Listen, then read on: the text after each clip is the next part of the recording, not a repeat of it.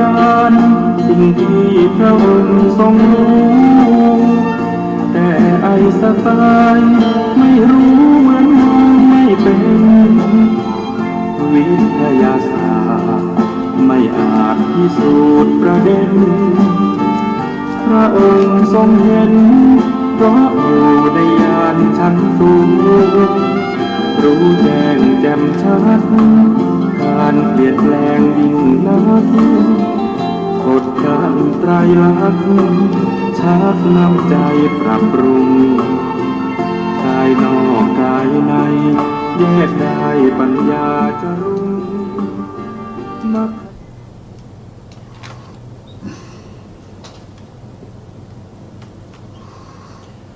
พุทธังสรณังกัจฉามิธัมมังสรณังกัจฉามิสังฆังสรณังคัจฉามิ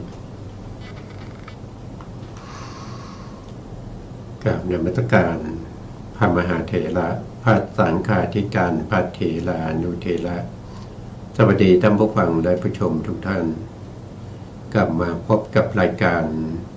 พระไตรปิฎกลอยฟ้าครั้งนี้เป็นครั้งที่60ในเรื่องของเวทนานุปัสสนาสติปัฏฐานเรากำลังพูดถึงเรื่องของปัจจัยทั้งหลายที่ทำให้เกิดเวทนาทำให้เกิดเวทนาซึ่งเวทนาเป็นสภาพธรรมที่เกิดขึ้น เกิดขึ้นเพื่อทำหน้าที่ในการสวยอารมณ์เขาเกิดขึ้นเขาต้องมีเหตุมีปัจจัยไม่ใช่อยู่ๆเกิดขึ้นลอยๆไม่มีใครที่จะไปสั่งหรือไปบังคับบัญชาให้เวทนานั้นเกิดขึ้นเองเกิดขึ้นได้นะครับเวทนาเป็นสภาพนามธรรมเป็นเจตสิกดวงหนึ่งเวลาที่สวยอารมณ์ที่เป็นอิทธารมณ์หรืออารมณ์ที่ดีเวทนานั้นก็จะเป็นสมนัสเวทนาหรือสุขเวทนาถ้าอารมณ์เป็นอนิทธารมณ์คืออารมณ์ที่ไม่ดีเวทนาก็จะสวยอารมณ์ที่เป็นโทมนัสเวทนาหรือทุกขเวทนาถ้าอารมณ์นั้นเป็นอารมณ์ธรรมดาเป็นอารมณ์ที่เรียกว่าเป็นมัชฌตารมณ์เวทนานั้นก็จะสวยอารมณ์เป็นอุเบกขาเวทนาแต่การที่เขาจะสวยอารมณ์หรือเขาจะเกิดขึ้นเขาก็มีเหตุมีปัจจัยโดยทั่วไปนะครับที่เราทราบในตามในแห่งปฏิจจสมุปบาทนั้นก็คือผัสสะเป็นปัจจัยให้เกิดเวทนาผัสสะเป็นปัจจัยให้เกิดเวทนาแต่เรายังไม่ทราบเลยว่าด้วยอำนาจปัจจัยอะไรที่ทำให้ผัสสะนั้นเป็นปัจจัยทำให้เวทนาเกิดขึ้นและผัสสะก็มีปัจจัยให้เกิดขึ้นผัสสะไม่ใช่เกิดขึ้นได้โดยลำพังตัวเองอยากจะเกิดเมื่อไหร่ก็เกิดได้อยากจะไม่เกิดก็ไม่เกิดไม่ใช่อย่างนั้นผัสสะก็มีเหตุมีปัจจัยให้เกิดแต่เราก็ยังไม่ทราบเลยว่าอะไรเป็นอำนาจของปัจจัยที่ทำให้ผัสสะเกิดคือท่านในแห่งปฏิจจสมุปบาทท่านก็บอกว่าสลายตนะเป็นปัจจัยผัสสะจึงเกิดขึ้นสลายตนะคืออะไรก็คืออายตนะนะครับแต่ในที่นี้ท่านใช้คำว่าสลายตนะสลายตนะนั่นหมายถึงว่าอายตนะภายในอายตนะภายในก็มีอยู่6อย่างก็จะมี จักขายตนะโสตายตนะจักขายตนะก็คือประสาทตาโสตายตนะก็คือประสาทหูคานายตนะก็คือประสาทจมูกชิวหายตนะก็คือประสาทลิ้นกายายตนะก็คือประสาทกายแล้วที่6นั้นคือมนายตนะมนายตนะก็คือจิตนะก็เป็นจิตรวมกันก็จะเรียกว่าเป็นสลายตนะอายตนะภายใน6แต่การที่ผัสสะเกิดขึ้นตามในพระสูตรท่านพระพุทธองค์ก็ได้ทรงแสดงไว้ได้ตรัสไว้ว่าผัสสะนี้อาศัยธรรมะ3อย่างประชุมกันธรรมะ3อย่างประชุมกันนั้นก็คือได้แก่อารมณ์1คืออารมณ์2ก็คือได้แก่วัตถุ3ได้แก่วิญญาณธรรมะ3อย่างนี้ประชุมกันก็จะเป็นผัสสะเมื่อธรรมะ3อย่างประชุมกันเป็นผัสสะผัสสะนั้นก็เป็นปัจจัยให้เกิดเวทนาแต่เวทนาที่เกิดขึ้นนั้นเขาจะเสวยอารมณ์เสวยอารมณ์ที่เป็นธรรมะ3อย่างนั้นเสวยอารมณ์เสวยอารมณ์อะไรอารมณ์นั้นจะเป็นตัวบ่งบอกให้รู้ถึงว่าเวทนานั้นจะเป็นเวทนาที่เป็นทุกข์เป็นสุขหรือว่าเป็นอุเบกขาก็ขึ้นอยู่กับอารมณ์ก็ขึ้นอยู่กับอารมณ์อีกทีหนึ่งธรรมะเหล่านี้เป็นเหตุเป็นปัจจัยเกิดขึ้นแต่ก็จะต้องมีอำนาจปัจจัยเข้ามาเกี่ยวข้องถ้าไม่มีอำนาจปัจจัยเข้ามาเกี่ยวข้องธรรมเหล่านี้ก็สืบต่อกันไม่ได้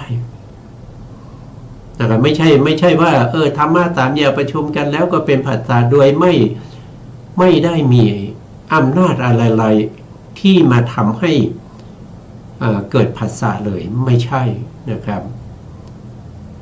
เพราะฉะนั้นอำนาจปัจจัยก็มีความสำคัญถ้าไม่สำคัญพระพุทธองค์คงไม่แสดงอำนาจปัจจัยซึ่งเป็นที่พระพุทธองค์แสดงไว้เรื่องของปัจจัยเนี่ยเป็นคัมภีร์ที่เขาเรียกว่าเป็นคัมภีร์อภิธรรมเป็นคัมภีร์ที่7มหาประธาน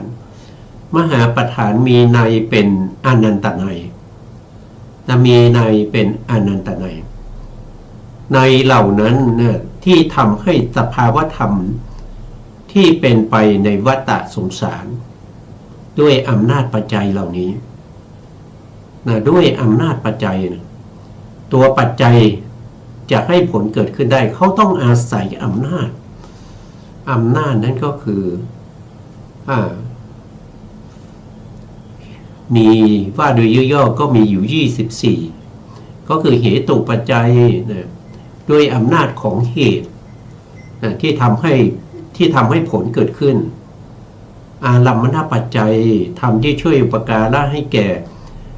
ผลเกิดขึ้นด้วยความเป็นอารมณ์อาธิปติปัจจัยทำที่ช่วยอุปการะโดยความเป็นอธิบดีเราไม่เราซึ่งเป็นพูดยังไงเราเป็นปุถุชนนะครับเราเป็นปุถุชนทีนี้ปุถุชนเนี่ยมันก็มีทั้งที่เป็นปุถุชนประเภทที่เขามีบุญบารมีคือได้สะสมมาในอดีตเขาเรียกว่าเป็นกัลยาณปุถุชนพอนี้เขาฟังแล้วเขาก็จะรู้จะเข้าใจแต่ถ้าเราฟังแล้วเราไม่รู้ไม่เข้าใจนั่นแสดงว่าเราไม่ได้สะสมบารมีมาเราไม่ได้สะสมบารมีมาทีนี้ถ้าเราฟังแล้วไม่เข้าใจเราก็เลยไม่ศึกษาไม่เล่าเรียนไม่ฟังแล้วนะมันก็จะเป็นคนที่ไม่มีบารมีตลอดกาล ตลอดกาลเลยนะครับถ้าเราไม่สะสมและเราไม่ฟังเพราะว่าคำสั่งสอนของพระเจ้าในพระพุทธศาสนานี้จะต้องฟังนะจะต้องฟังทีนี้การฟังก็มีหลายอย่างนะครับเราจะฟังอะไรนะเราจะฟัง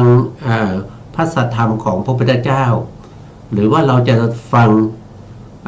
เดรัจฉานคาถาหรือว่าเราจะฟังสัทธรรมปฏิรูปถ้าเราฟังนอกเหนือจากคำสั่งสอนของพระเจ้าคือไปฟังอะไรก็ไม่รู้ที่ไม่ใช่คำสั่งสอนของพระเจ้าอันนั้นเราเรียกว่าเป็นการสะสมเหมือนกันแต่เป็นการสะสมธรรมที่ไม่ใช่บารมีในการนำออกจากทุกข์ไม่ใช่บารมีที่ทำให้สัตว์ทั้งหลายพ้นทุกข์ได้เป็นการสะสมวัฏฏะสงสารให้ยืดยาวต่อไปอันนี้ฟังมามากแล้วฟังมานานแล้วเราฟังอะไรเราฟังมานานมากเราฟังมานานแล้วเรารู้แล้วรู้อะไรมั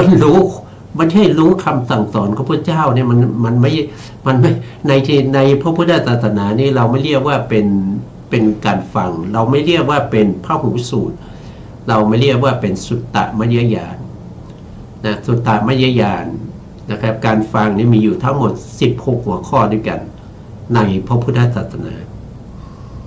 นะครับฟังอะไร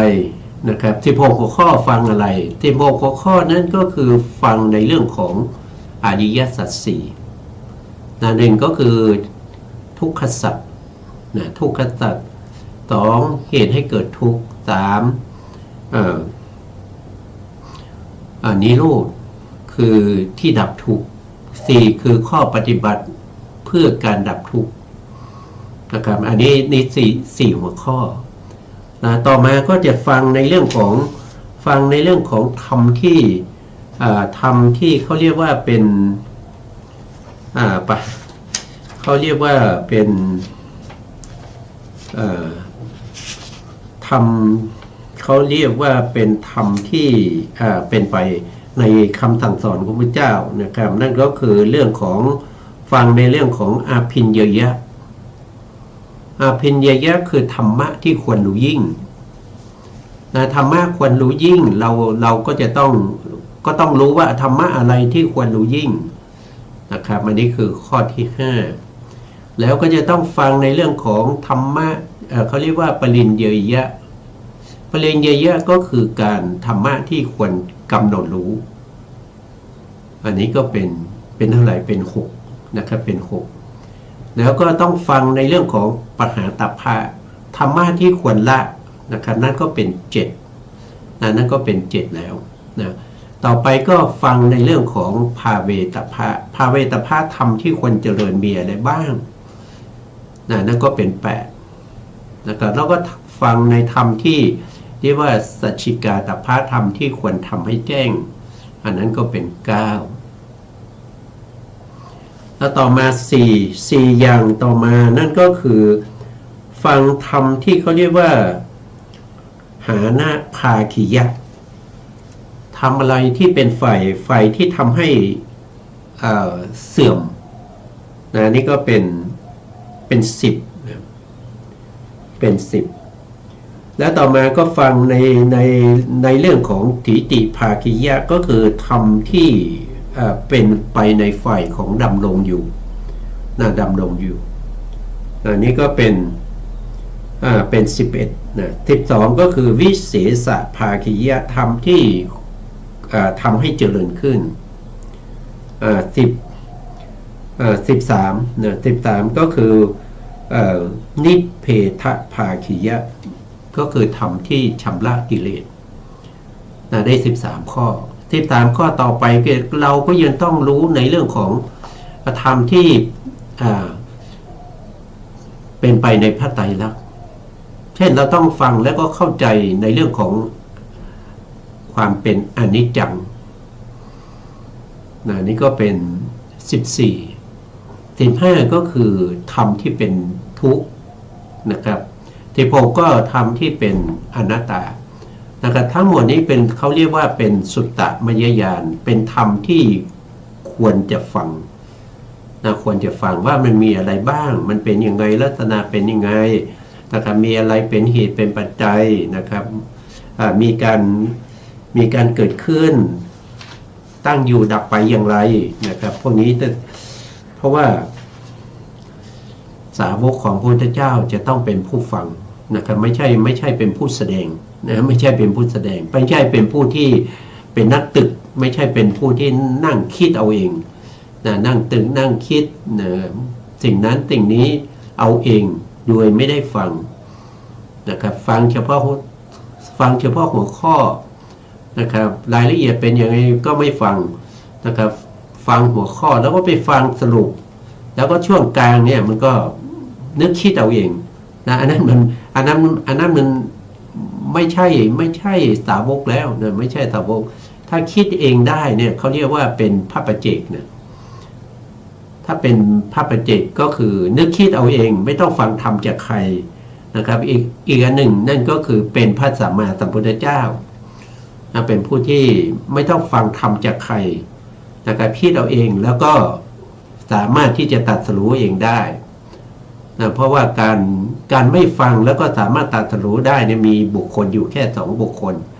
นั่นก็คือเป็นพระพุทธเจ้ากับเป็นพระปัจเจกนอกจากนั้นนะครับผู้ที่จะตรัสรู้ธรรมเนี่ยจะต้องฟังนะครับจะต้องฟัง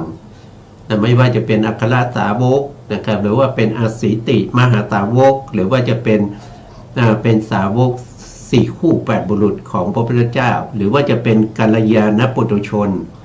หรือว่าจะเป็นปุถุชนที่เริ่มมีศรัทธาในการที่จะเข้าสู่พระพุทธศาสนาทั้งหมดทั้งมวลเนี่ยมันต้องฟังนะมันต้องฟังเว้นจากการฟังไม่ได้นะครับเว้นจากการฟังไม่ได้แล้วทีนี้การฟังเนี่ยเราก็ต้องฟังด้วยความตั้งใจนะครับต้องเงียบโสดแล้วก็ฟังไม่ใช่ว่าไปฟังธรรมแต่ว่าไปพูดคุยกันนะครับหรือว่าจะไปตั้งท่าว่าไปฟังธรรมแต่พอไปถึงกลับไปแสดงธรรมให้ท่านฟังอย่างเงี้ยนะครับไปพูดถึงชีวิตตัวเองโอ้มันทุกข์อย่างนั้นอย่างนี้เป็นอย่างนั้นอย่างนี้นะลูกไม่เชื่อฟังพ่อแม่ก็แก่แล้วอย่างนั้นอย่างนี้นะครับอันนี้เรียกว่าไปแสดงธรรมให้ท่านฟังไม่ใช่ไปฟังธรรมนะพอท่านจะแสดงธรรมก็หมดเวลาจะกลับบ้านแล้วอย่างเงี้ยมันเขาไม่เรียกว่าฟังนะเขาไม่เรียกว่าเป็นสาวกของพระพุทธเจ้านะครับพวกนี้เป็นยังไงเป็นมีแต่ชื่อนะครับมีแต่ชื่อว่าเป็นชาวพุทธแต่ไม่รู้คำสั่งสอนของพระพุทธเจ้าไม่รู้จักพระพุทธเจ้าไม่รู้จักพระธรรมของพระพุทธเจ้าแล้วก็ไม่รู้จักพระอาริยสาวก4คู่8บุรุษนะพวกนี้เป็นปุถุชนที่มีกิเลสหนาเท่าแผ่นดินนะครับไม่สามารถที่จะเข้าถึงความเป็นกัลยาณปุถุชนได้นะเพราะฉะนั้นสำคัญมากก็คือต้องฟังแล้วก็ต้องฟังพระสัทธรรมของพระพุทธเจ้าด้วยไม่ว่าจะเป็นสติปัฏฐานนะที่เป็นกายานุปัสสนาสติปัฏฐานนะครับอานาปานสติปัฏฐานอิริยาบถปัฏฐานนะครับหรือว่าจะเป็นสัมปชัญญะปัฏฐานตลอดจนถึงเวทนาปัฏฐานจิตตานุปัสสนาหรือว่าจะเป็นธรรมานุปัสสนานะครับนิวรณ์ปัฏฐานขันธปัฏฐานอายตนะปัฏฐานโพชฌงค์ปัฏฐานแล้วก็สัจจะปัฏฐานทั้งหมดนั้นก็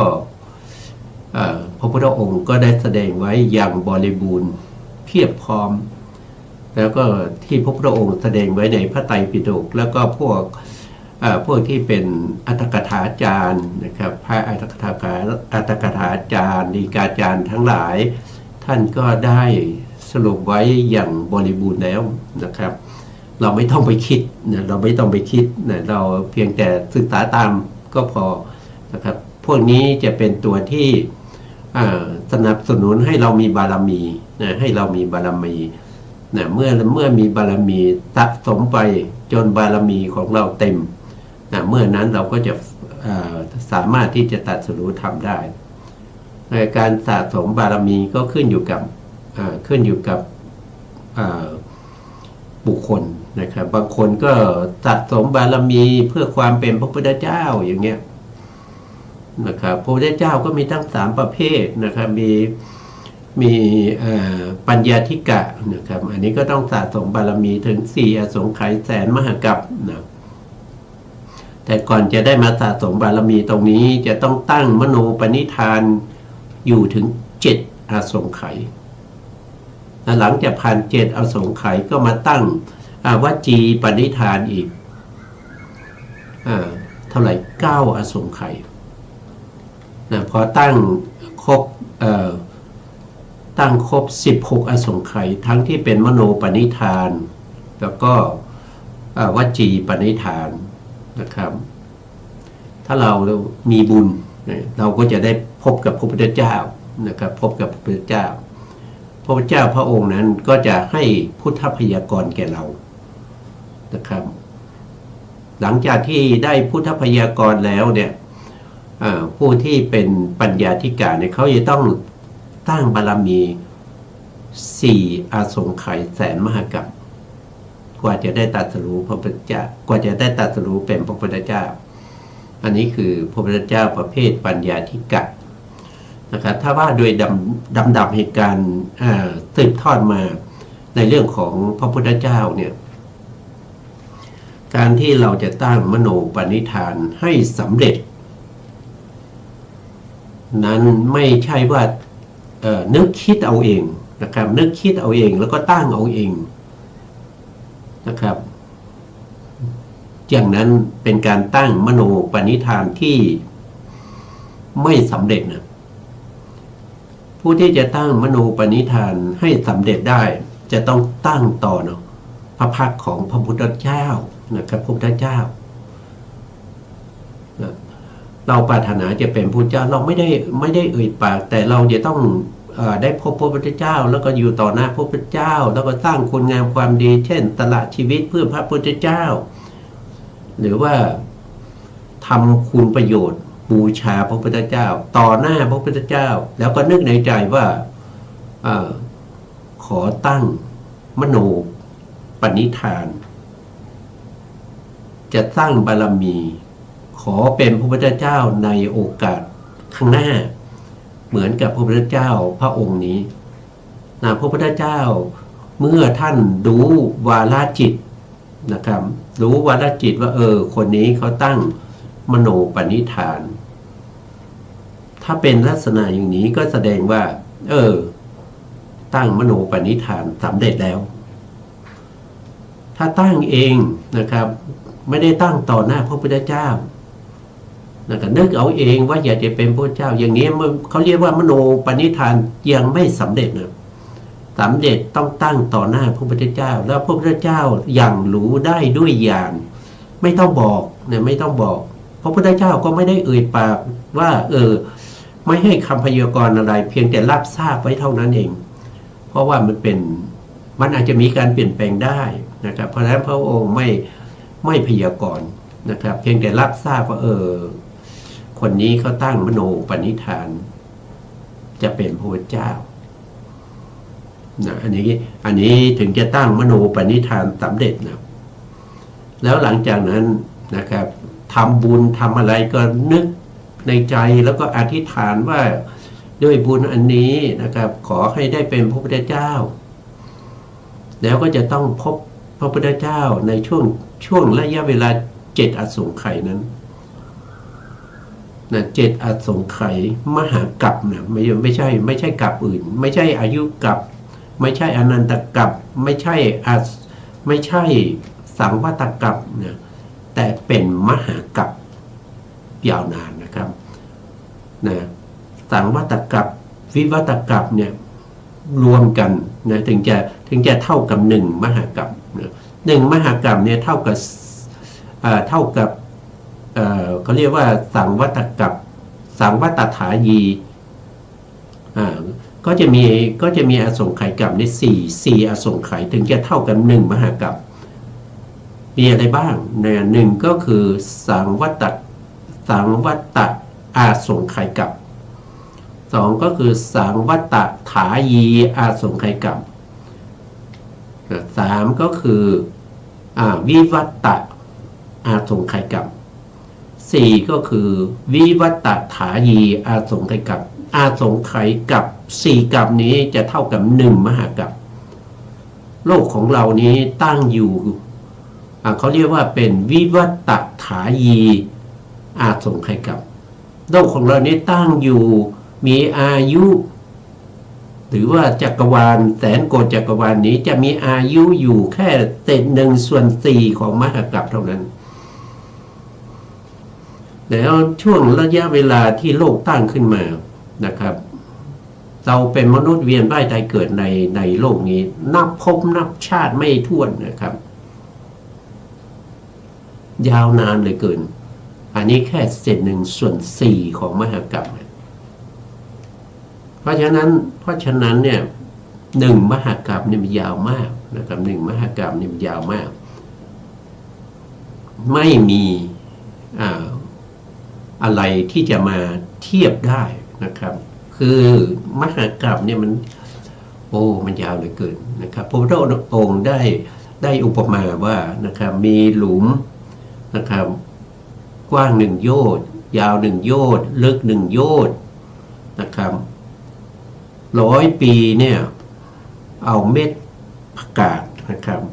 โยนลงไปในหลุมนะ100 ปีมาหย่อน1 เม็ดนะจนกว่าเม็ดผักกาดนั้นย่อนลงไปจนเต็มหลุมนั้นยังไม่เท่ากับ1 มหากรัปเลยนะครับหรือมีหินแท่งทึบกว้าง1 โยชน์ยาว1 โยชน์สูง1 โยชน์100 ปีมีเทวดาที่นำเอาผ้าเนื้อละเอียดนะครับละเอียดมากนะครับมาเช็ดหินนั้น1 ครั้ง100 ปีมาเช็ด1 ครั้งนะเช็ดจนหินนั้นหมดไปเลยนะหายไปยังไม่เท่ากับ1 มหากรัปนะ1 มหากรัปจะมีอายุยาวกว่านั้นอีกที่พระพุทธองค์ได้อุปมาไว้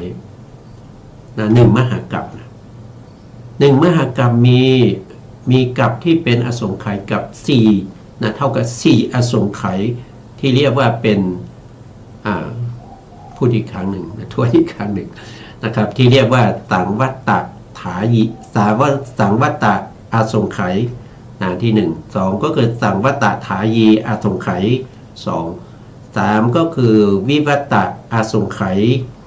4ก็คือวิวัตตถายีอาสงไขย4อสงไขยนี่รวมกันเท่ากับ1 มหากรัปและการสร้างบารมีของพระพุทธเจ้าพูดถึงมหากรัปนะอาสงไขยที่เป็นมหากรัปนะเท่ากับเท่าไหร่นะถ้าประเภทปัญญาธิกะตั้งความปรารถนาสำเร็จแล้วในใจใช้เวลาเท่ากับ7 อาสงไขยมหากรัปพบพระพุทธเจ้าในช่วงนี้ถึง125,000 พระองค์นะสร้างบารมีอย่างนี้นะแล้วก็เมื่อครบระยะเวลา7 อสงไขยแล้วนะครับต่อไปก็จะเป็นการตั้งวจีปณิธานวจีปณิธานก็เช่นเดียวกันนะครับไม่ใช่ว่าอยากจะตั้งก็ตั้งนะครับต้องตั้งต่อหน้าพระพุทธเจ้าตั้งต่อหน้าพระพักตร์ของพระพุทธเจ้าแล้วก็ต้องได้มโนปณิธานมาแล้วนะตั้งมโนปณิธานมาตั้งแต่ตั้งมโนปณิธานต่อพระพักตร์ของพระพุทธเจ้าในอดีตที่ผ่านไปแล้วมาจนถึงตรงที่ได้พบกับพระพุทธเจ้าใช้เวลาไป7 อสงไขยมหากัป7 อสงไขยมหากัปนะครับถึงมาตั้งตรงนี้ตั้งวจีปณิธานแล้ววจีปณิธานนี้ใช้เวลายาวนานอีก9 อสงไขยมหากัป แล้วช่วงระยะเวลานี้นะครับก็จะพบพระพุทธเจ้าอีกพบพระพุทธเจ้าอีก387,000 พระองค์นะครับที่เราเวียนว่ายตายเกิดไปเวียนว่ายตายเกิดไปพบพระพุทธเจ้าในช่วงระยะเวลานี้นะครับจนครบ9อสงไขยมหกัปนะครับเมื่อครบ9อสงไขยมหกัปแล้วนะครับต่อไปก็จะบริบูรณ์แล้วเนี่ยนะครับได้พบพระพุทธเจ้าอีกองค์หนึ่งนะครับผ่านมา16อสงไขยมหกัปแล้วนะครับพระพุทธเจ้าองค์นี้แหละจะให้พุทธพยากรณ์เหมือนกับพระพุทธเจ้าของเรานะครับที่ตัดสมบารมีมาแล้วก็ได้พุทธพยากรณ์จากพระทีปังกรสัมมาสัมพุทธเจ้านั่นแสดงว่าสุเมธดาบทเนี่ยนะครับที่เป็นพระโพธิสัตว์เนี่ยท่านสะสมบารมีมาตั้งแต่ตั้งมโนปณิธานผ่านมา7อสงไขยมหกัปพบพระพุทธเจ้ามาแล้ว 125,000 พระองค์แล้วก็มาตั้งวจีปณิธานต่อหน้าพระพุทธเจ้าอีกองค์หนึ่งนะครับพระพุทธเจ้าองค์นี้ก็รับทราบเท่านั้นเองนะครับรับทราบเท่านั้นเองไม่ได้ให้คำพยากรณ์แล้วก็สร้างบารมีมานะครับเอ่ยปากนะครับเวลาทำบุญแล้วก็เอ่ยปากอยู่เรื่อยๆว่าบุญนี้ขอให้ได้เป็นพระพุทธเจ้านะครับเอ่ยปากเป่าประกาศไปทั่วนะครับต้องใช้เวลาอีก9อสงไขยมหกัปเมื่อครบ9อสงไขยมหกัปก็มาพบพระพุทธเจ้าอีกองค์หนึ่งในช่วง9อสงไขยมหกัปเนี่ยท่านพบกับพระพุทธเจ้ามาอีก387,000 พระองค์นะครับแล้วก็มาพบพระพุทธเจ้าทีปังกรนะครับอันนี้พูดถึงพระโพธิสัตว์ของเรานะครับที่ได้เป็นพระพุทธเจ้าของเราโคตมะนะครับใช้เวลาทั้งส่วนที่เป็นมโนปณิธานแล้วก็วจีปณิธานรวมกันแล้วถึง16อสงไขยมหกัปได้พบกับพระพุทธเจ้าทีปังกรนะครับแล้วก็พระพุทธเจ้าทีปังกรก็ให้คำพยากรณ์แก่สุเมธดาบทว่าต่อจากนี้ไป4อสงไขยแสนมหกัปบุคคลคนนี้จะได้ตรัสรู้เป็นพระพุทธเจ้าช่วงนี้จะเป็นการที่เขาเรียกว่าเป็นบารมีเขาจะเริ่มตรงนี้เขาจะเริ่มตรงนี้อันนี้คือบารมี30ทัศมหาบริจาค8มีอธิฐานธรรม4เพื่อให้ได้มาซึ่งโลกธาจาริยะยากธาจาริยะพุทธธาจาริยะใช้เวลาอยู่4อสงไขยแสนมากครับกว่าได้ตรัสรู้เป็นพระพุทธเจ้าอันนี้เฉพาะปัญญาธิกะนะถ้าเป็นประเภทสัทธาธิกะเนี่ยก็ต้องใช้เวลายาวนานกว่านี้อีกเท่าตัวนะครับต้องใช้เวลาอีกเท่าไหร่นะครับ40อสงไขยแสนมหกัปหรือถ้าสร้างบารมีก็คือ8อสงไขยแสนมหกัปแต่ถ้าเป็นประเภทพระพุทธเจ้าที่เป็นวิยาธิกะต้องใช้เวลาอีก1เท่าของสัทธาธิกะนั่นก็คือต้องใช้เวลาถึง80อสงไขยแสนมหกัปสร้างบารมีอีก16อสงไขยแสนมหกัปเนี่ยมันยาวนานนะครับไม่ใช่ได้มาง่ายๆนะครับแล้วก็ทุกครั้งที่ได้พบพระพุทธเจ้าพระโพธิสัตว์เหล่านี้จะได้ศึกษาจะได้บวชเรียนศึกษาพระธรรมคำสั่งสอนของพระเจ้าอยู่ในสำนักของพระเจ้านะครับจนบางยุคบางสมัยเนี่ยหลายยุคหลายสมัยเนี่ยท่านจะเป็นผู้ที่เป็นพหูสูตรนะครับเป็นผู้ที่ทรงจำคำสั่งสอนของพระพุทธเจ้าในอดีตผ่านมาเรื่อยๆนะครับแต่ในภพสุดท้ายที่จะได้เป็นพระพุทธเจ้านี้จะไม่ไ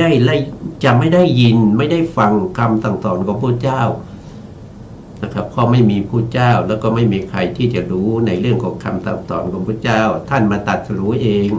ก็เพราะว่าท่านสะสมบารมีศึกษาเล่าเรียนจนเป็นอัธยาศัยเป็นพหูสูตรเป็นผู้เชี่ยวชาญในพระไตรปิฎกมาในยุคก่อนๆที่ได้พบพระพุทธเจ้านั้นยาวนานเหลือเกินนับพบนับชาติไม่ได้นะเพราะฉะนั้นก็อย่าท้อถอยนะครับอย่าท้อถอยในเรื่องของการที่เราจะสะสมบารมีจะสร้างบารมีเราอย่าท้อถอยนะครับถึงมันใช้เวลายาวนานแล้วก็ต้องเสียสละชีวิตเสียสละพระโพธิสัตว์นะพระโพธิสัตว์ท่านเสียสละชีวิตเสียสละลูกภรรยาเสียสละประเทศชาติเสียสละเลือดเนื้อนะครับเสียสละลูกตานะเสียสละเสียนศีรษะตัดได้นะตัดใครอยากจะได้ทานบารมีใครอยากจะได้เสียนก็มาตัดออกไปใครอยากจะได้หัวใจก็มาควักออกไปนะยาวนานนะครับกว่าจะได้เป็นพระเจ้าไม่ใช่ได้ง่ายๆนะครับนะเพราะฉะนั้นคำสั่งสอนเหล่านี้จึงเป็นมรดกที่มีค่ายิ่งกว่าอะไรยิ่งกว่าชีวิตพูดง่ายๆยิ่งกว่าชีวิตยอมเสียสละเพื่อศึกษาพระธรรมคำสั่งสอนของพระเจ้าเพื่อเป็นบุญบารมีนะครับอันนี้ก็จะเจริญก้าวหน้าในคำสั่งสอนของพระพุทธเจ้านะครับถ้าเราไม่มีศรัทธานะครับถ้าไม่มีศรัทธามันก็จบแล้วนะไม่ต้องพูดอะไรนะครับถ้าคนมีศรัทธานะครับก็จะสามารถที่จะฝ่าฟันอุปสรรคให้เข้าถึงความเป็นพระอริยะตามสมควรที่เราปรารถนาไว้จะเป็น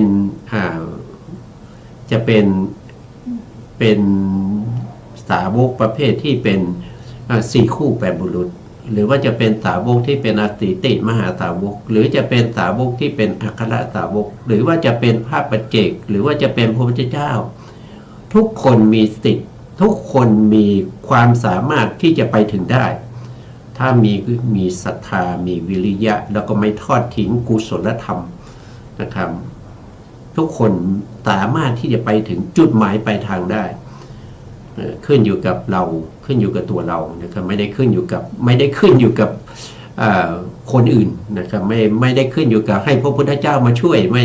ไม่ใช่นะไม่ใช่ขึ้นอยู่กับตัวเรานะครับวันนี้เราก็พูดถึงเรื่องของพระพุทธเจ้าประเภทที่เป็นสัทธาธิกะนะครับต่อไปครั้งต่อไปก็จะพูดวิริยาธิกะหรือว่าจะเป็นประเภทที่เป็นสัตวันนี้พูดถึงปัญญาธิกะนะโทษทีไม่ใช่สัทธาธิกะนะครับครั้งต่อไปก็พูดเรื่องของสัทธาธิกะบ้างนะครับแล้วก็วิริยาธิกะบ้างนะครับวันนี้เราก็มาศึกษาต่อในเรื่องของปัจจัยนะครับเรื่องของปัจจัยครั้งที่แล้วเนี่ยเราได้พูดถึงเรื่องของปัจจัยที่เกี่ยวกับเรื่องของอินทรีย์นะครับอินทรีย์นะอินทรีย์เนี่ยที่เป็นอินทรีย์เนี่ยถ้าว่าโดยอินทรีย์ที่เป็นรูปก็มีอยู่8นะครับอินทรีย์ที่เป็นนามก็มีอยู่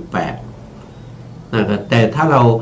ตอนนี้เรามาถึงเรื่องของการจำได้ปัจจัย47โดยความเป็นสาชาตชาติเนี่ยก็จะพูดถึงว่า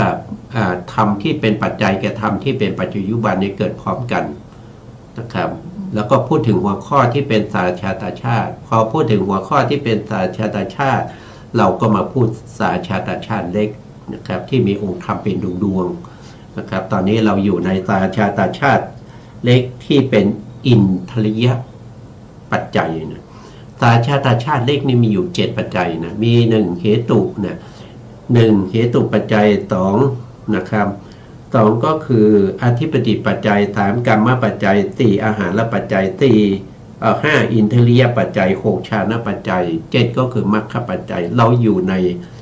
ในส่วนที่เป็นอินทริยปัจจัยอินทริยปัจจัยมีอยู่มีอยู่8ปัจจัยนะมีอยู่8ปัจจัยเราพูดถึงสาชาตชาติเล็กนั่นคือเจตสิกเป็นดวงหรือว่าจิต1ดวงนะครับก็จะมีองค์ธรรมก็จะมีชีวิตตินทรีย์นะครับชีวิตตินทรีย์เนี่ยตรงนี้เราพูดถึงนามธรรมนะครับนามธรรมก็เป็นชีวิตตินทรีย์เจตสิกนะครับเรา เราไปดูในส่วนที่แผนภูมินิดหนึ่งนะครับเพราะว่าการที่เราได้ศึกษาแล้วก็มีรูปภาพให้ดูมันก็จะเข้าใจได้ง่ายนะครับถ้าไม่มีรูปภาพให้ดูเนี่ยมันก็จะเข้าใจยากเข้าใจยากนะครับตัวที่เป็นอินทรีย์เนี่ยตัวที่เป็นอินทรีย์นะครับก็คือได้แก่เราพูดถึงนามธรรมก็คือจิตกับเจตสิกนะครับหนึ่งคือชีวิตินทรีย์ชีวิตินทรีย์เนี่ยคือเจตสิกดวงหนึ่งนะครับคือเจตสิกดวงหนึ่งอยู่ไหนอยู่ตรงนี้นะตรงนี้เขาเรียกว่าเป็นชีวิตินทรีย์ตรงนี้เป็นเจตสิกนะครับจัดอยู่ในประเภทที่เป็นสัพพะจิตตสาธารณเจตสิกนะครับสัพพะจิตตสาธารณเจตสิกเนี่ยสัพพะจิตตสาธารณเจตสิกชีวิตินทรีย์คือดวงนี้ชีวิตินทรีย์ดวงนี้มีหน้าที่รักษาไว้ซึ่งสัมปยุตธรรมคือรักษาเจตสิกอื่นๆที่ประกอบกับตนและก็ตัวจิตด้วยเป็นอินทรีย์เป็นใหญ่ในเรื่องของการรักษาสัมปยุตธรรมนะครับอันนี้เรียกว่าเป็นชีวิตอินทรีย์นะครับสองก็คือได้แก่ศรัทธาก็เป็นอินทรีย์ตรงนี้นะก็เรียกว่าเป็นสัทธินทรีย์นะครับก็เป็นศรัทธานะครับศรัทธาคือความเลื่อมใสเดี๋ยวก็คือดวงนี้ดวงที่สองนะครับมีอยู่8นะครับต่อมาก็จะเป็นจิตจิตเนี่ยจิตก็คือดวงใดดวงหนึ่งก็เป็นอินทรีย์ได้นะครับหรือว่าโดยทั้งหมดเนี่ยเขาเรียกว่าเป็นมนินทรีย์นะครับมนินทรีย์เป็นใหญ่เป็นประธานในสัมปยุตธรรมนะครับต่อไปก็คือเวทนาสินทรีย์เวทนาสินทรีย์ก็คือได้แก่เจตสิกดวงหนึ่งนะครับก็คือได้แก่เจตสิกดวงนี้ดวงที่สองนะครับดวงที่สองที่ในสัพพะจิตตสาธารณเจตสิก7นี่ได้3แล้วนะได้4แล้วนะครับหนึ่งคือชีวิตินทรีย์นะครับ2ก็คือศรัทธา3ก็คือมนินทรีย์ได้แก่จิต4ก็คือได้แก่เวทนาเรียกว่าเวทนาสินทรีย์5ได้แก่วิริยะก็คือวิริยินทรีย์นะครับ6ก็คือได้แก่สติก็เป็นอินทรีย์เรียกว่าสัตตินตรีนะครับ7ก็คือเอกคตาเอกคตาก็คือสมาธินะครับตรงนี้เอกคตานะครับตรงนี้เอกคตาเป็นใหญ่ในเรื่องของความตั้งมั่นนะครับในอารมณ์เดียวต่อไป8ก็คือปัญญินทรีย์ปัญญินทรีย์ก็คือได้แก่ดวงนี้เป็นปัญญาพวกนี้เป็นอินทรีย์นะครับเป็นอินทรีย์อินทรีย์เป็นใหญ่เป็นผู้ปกครองนะครับเป็นผู้ปกครองชีวิตอินทรีย์ก็ปกครองในสัมปยุตธรรมให้ตั้งอยู่ได้นะครับรักษาไว้นะศรัทธาก็ปกครองในเรื่องของความศรัทธาความเลื่อมใสนะครับเป็นใหญ่นะจิตก็คือเป็นใหญ่ในการรู้อารมณ์นะครับมนินทรีย์มนินทรีย์เป็นใหญ่เป็นประธานในสัมปยุตธรรมนะเวทนาสินทรีย์ก็เป็นใหญ่ในการเสวยอารมณ์นะครับวิริยินทรีย์ก็เป็นใหญ่ในเรื่องของความเพียรสติก็เป็นใหญ่ในการระลึกนะครับแล้วก็เอกคตาก็เป็นใหญ่ใน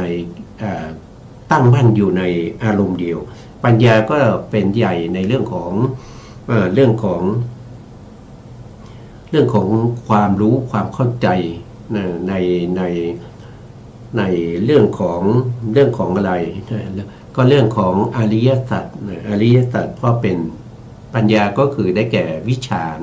วิชาก็คือรู้อริยสัจสี่รู้ขันธ์อายตนะธาตุทั้งที่เป็นอดีตอนาคตแล้วก็รู้ในเรื่องของปฏิจจสมุปบาทนะครับอันนี้ก็เป็นเรื่องของ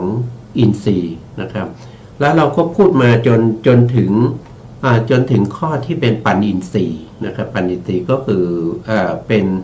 อินทรีย์ดวงที่8แล้วนะครั้งก่อนเราพูดมาแล้วตั้งแต่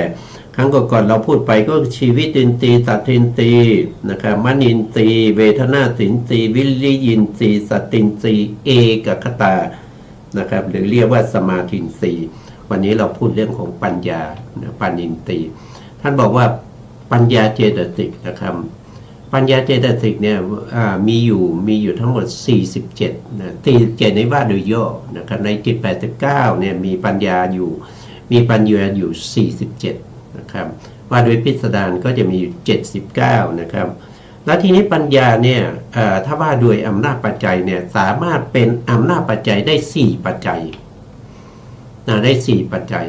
4ปัจจัยมีอะไรบ้างนะหนึ่งก็คือได้แก่ด้วยอำนาจของอโมหะเหตุอันนี้คือตัวปัญญาเป็นเจตสิกนะครับเป็นอโมหะนะไม่ใช่โมหะนะไม่ใช่โลภะไม่ใช่โทสะไม่ใช่อโลภะไม่ใช่อโทสะแต่เป็นอโมหะเป็นตัวปัญญานะครับเป็นปัจจัยช่วยประการละแก่ติเหตุกจิตนะติเหตุกจิต47เจตสิก51ที่ประกอบกับโมหะเหตุและยังช่วยประการละแก่จิตตชรูปนะจิตตชรูปเนี่ยที่เกิดจากจิตเนี่ย47นะไม่โทษที43นะครับไม่ถึง47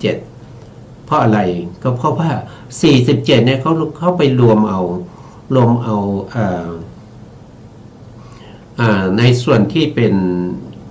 วิบากด้วยนะวิบากในอารูปนะอารูปวิบากนะครับตรงนั้นไม่ทำให้เกิดจิตตชรูปก็เว้นไปนะก็จะเหลืออยู่43นะครับแล้วก็ปฏิสนธิกรรมชรูปนะครับปฏิสนธิกรรมชรูปในปัญจโวการภูมิในปัญจโวการภูมิมีอยู่13นะครับมีอยู่13ปกติมันปัญจโวการภูมิปฏิสนธิมี15นะมี15แต่ที่มันไม่มีเหตุคือมันไม่มีปัญญาประกอบไม่มีเหตุ2นะครับนั่นคืออุเบกขาสันติแล้วนะเราก็ตัดออกไปก็เหลือ13นะครับที่มีโมหะเหตุแล้วก็ติเหตุกะจิตตุบาทเป็นสมุฏฐานด้วยอำนาจเหตุปัจจัยอันนี้เป็นปัญญานะครับได้อำนาจปัจจัยที่เป็นเหตุปัจจัยมา1ปัจจัยนะครับต่อไปก็คือปัญญานะปัญญาเนี่ยนอกจากเป็นอโมหะแล้วยังสามารถเป็นวีมังสาธิปติได้ด้วยนะวีมังสาธิปติมีเท่าไหร่มีอยู่34ไม่ใช่47นะมี34นะ34เนี่ยก็คือท่านมุ่งหมายเอาเฉพาะติเหตุกะชวนะนะติเหตุกะชวนะถ้าเป็นวิบากที่เป็นติเหตุกะท่านไม่เอานะครับเพราะว่าเข้าถึงความเป็นวีมังสาธิปติไม่ได้นะไม่สามารถเข้าถึงอธิปดีได้ก็ตัดไปก็จะเหลืออยู่43เป็นปัจจัยคือช่วยประการละแก่สาธิปติชวนะ34นะ34นะไม่ใช่เมื่อกี้พูดผิดไป43ไม่ใช่นะ34นะครับแล้วเจตสิกที่ประกอบในจิตเหล่านี้รวมแล้วจะมีอยู่38นะครับ38เนี่ยมันมีทั้งตัวปัญญาด้วยมีปัญญาก็คืออโมหะนะหรือเรียกว่าเป็นวีมังสานะครับก็คืออันเดียวกันนะ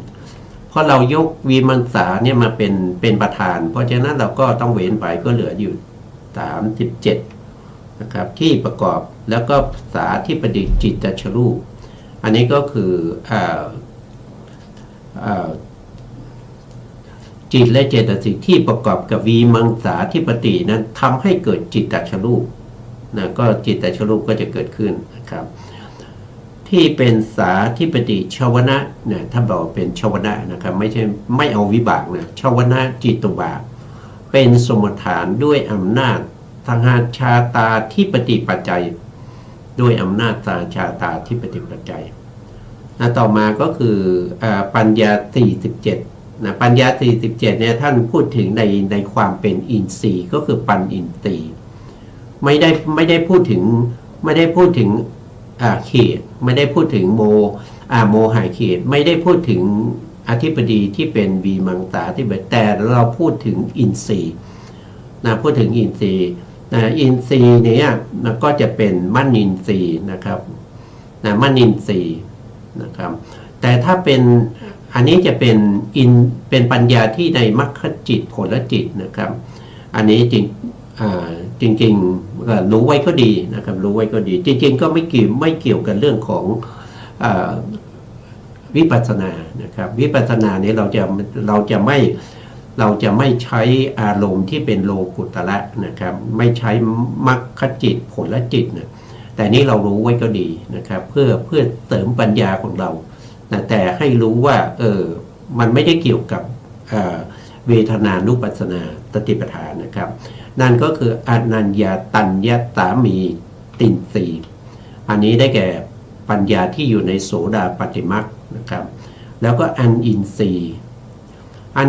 นี่ก็คือปัญญาที่อยู่ตั้งแต่โสดาปัตติผลนะครับโสดาปัตติผลสกทาคามีมรรคสกทาคามีผลอนาคามีมรรคอนาคามีผลแล้วก็อรหันตมรรคเรียกว่าเป็นอันอินทรีย์ส่วนอัญญาตาวินทรีย์เนี่ยก็จะอยู่ในอรหันตผลนะอันนี้ไม่เกี่ยวกันนะครับไม่เกี่ยวกับวิปัสสนานะพูดง่ายๆนะแต่รู้ไว้เป็นปัจจัยคือช่วยประการละแก่ติเหตุกะจิต47นะครับเจตสิกที่ประกอบ37นะครับแล้วก็จิตตชรูปนะจิตตชรูปก็คือจิตที่รูปที่เกิดจากติเหตุกะพร้อมกับเจตสิกที่ประกอบกันนะทำให้เกิดจิตตชรูปเรียกว่าเป็นจิตตชรูปนะปฏิสนธิกรรมชรูปในปัญจโวการภูมิ13นะนี่เราดูด้วยอำนาจของสหชาตินทริยปัจจัยนะได้มา3ปัจจัยแล้วนะครับว่าโดยอินทรีย์นะตัวปัญญาเนี่ยได้มา3ปัจจัยก็คือเหตุปัจจัยสาชาตาธิปติปัจจัยแล้วก็สาชาตินทริยปัจจัยต่อไปก็ยังมีอีกหนึ่งนะครับอีกหนึ่งนั้นเป็นอะไรนะเขาบอกว่าเป็นปัญญานะครับเป็นปัญญาเรียกว่าสัมมาทิฏฐินะสัมมาทิฏฐินะสัมมาทิฏฐิที่อยู่ในจิต47นะอยู่ในจิต47นะ47นี่ก็คือติเหตุกะนั่นเองนะครับเป็นปัจจัยช่วยประการละกติเหตุกะจิต47เจตสิกที่ประกอบ37นะครับแล้วก็จิตตชรูปปฏิสนธิกรรมชรูป13ด้วยอำนาจมรรคปัจจัยนะเราก็จะเห็นได้ว่าถ้าว่าโดยอินทรีย์นะครับอินทรีย์องค์ธรรม8นะครับนามอินทรีย์องค์ธรรม8นะครับที่สามารถที่จะเป็นอำนาจปัจจัยนะครับให้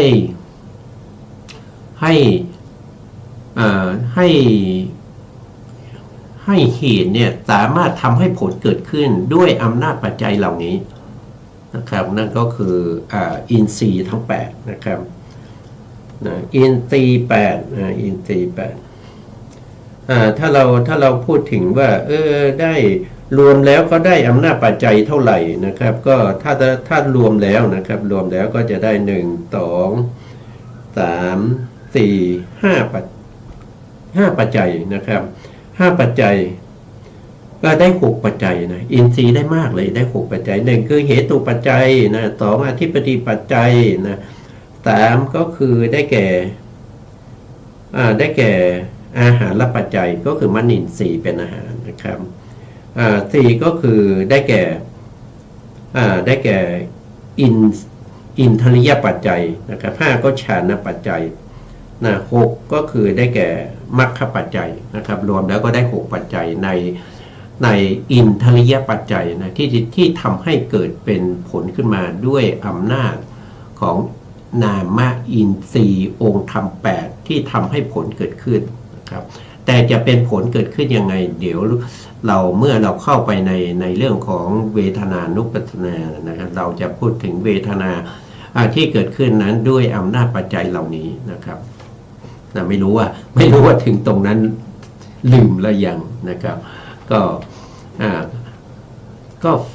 ศึกษากันไปนะครับถ้าเราศึกษากันไปเราทำความรู้ความเข้าใจไปมันไม่มีปัญหานะครับต่อไปก็จะเป็น6นะครับ6ก็จะเป็นฌานปัจจัยนะฌานปัจจัยก็จะมีฌานก็มีองค์ฌาน5นะครับก็คือวิตกวิจารปิติสุขเอกคตา อาจจะทำหน้าที่ในการเป็นอำนาจปัจจัยให้ผลเกิดขึ้นยังไงเราก็จะต้องเอาไว้ในครั้งต่อไปนะครับเพราะว่าวันนี้เวลาเราหมดแล้วนะครับซึ่งการศึกษาเหล่านี้เป็นการศึกษาพระธรรมคำสั่งสอนของพระเจ้านะครับเพราะฉะนั้นก็เราไม่ได้รีบร้อนนะเราก็ศึกษาไปเรื่อยๆนะครับศึกษาไปเรื่อยๆทำความรู้ความเข้าใจไปเรื่อยๆเพื่อไว้เป็นบารมีนะครับเป็นบารมีตามความปรารถนาของแต่ละท่านนะครับว่าจะปรารถนาไปในทางไหนนะวันนี้เวลาหมดแล้วนะสุดท้ายนี้ก็ขอกราบขอบพระคุณพระครูสมุทรวิศวัตรวรกิจโจผู้อำนวยการสถานีวิทยุเพื่อการศึกษาพระพุทธศาสนาและวัฒนธรรม FM 104.5 เมกะเฮิรตซ์วัดไฟหินจังหวัดเชียงใหม่และขอกราบขอบคุณพระครูปริยัติยานุตาขอบคุณท่านผู้ฟังและผู้ชมทุกท่านนะครับที่ให้เกียรติติดตามในรายการพระไตรปิฎกลอยฟ้าพบกันใหม่ในครั้งต่อไปครับวันนี้ลาไปก่อนครับสวัสดีครับ